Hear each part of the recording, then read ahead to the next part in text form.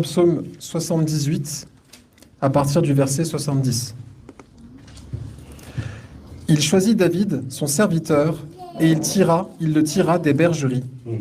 Il le prit derrière les brebis qui allaitaient, pour lui faire paître Jacob, son peuple, et Israël, son héritage. Et David les dirigea avec un cœur intègre, et les conduisit avec des mains intelligentes. Amen. Et la dernière chose, c'est le cœur. C'est le cœur. Tu paîtres, c'est bien, tu as manifesté. Mais la chose qu'il faut toujours discerner, toujours se sonder, c'est avec quel cœur tu paîtres. Avec quel cœur le pasteur paître les brebis. Et là, on vous dit, David les dirigea avec un cœur intègre. Un cœur qui est droit. Un cœur qui ne cherche pas son intérêt. Aujourd'hui, on paître parce qu'on sait qu'on va avoir de l'argent. On sait que, et je vous assure, en fait, l'homme, de manière générale, on aime bien le dire, c'est un adorateur. Il adore et souvent, il a besoin de voir.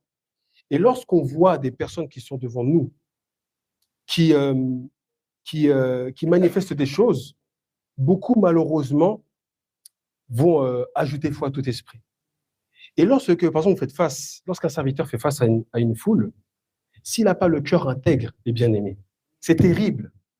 L'argent, le sexe, la gloire, toutes ces choses-là. Et on le voit aujourd'hui. On voit des faux qui ensorcellent. Ensorcellent vraiment des bien-aimés. On dit que pour que tu sois délivré, il faut que je te fasse un bisou. La personne, elle croit vraiment.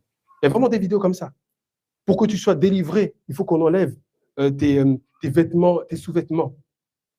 Pour que la prophétie puisse s'accomplir, il faut que tu donnes l'offrande du prophète. On dépouille.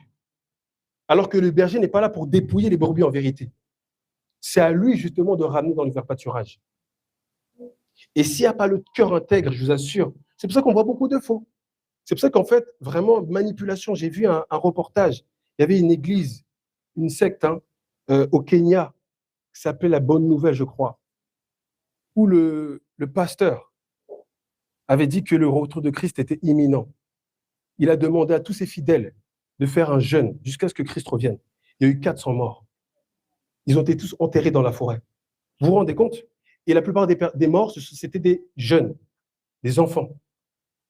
Et on le voit en fait. Parce que là-bas, au Kenya, il y a aussi une certaine, ce qu'ils appellent la liberté de religion. Donc que la personne peut s'improviser pasteur, etc., comme il veut. Et il y a une vraie, en fait, la popularité, un peu comme lorsqu'on a vu avec Jésus,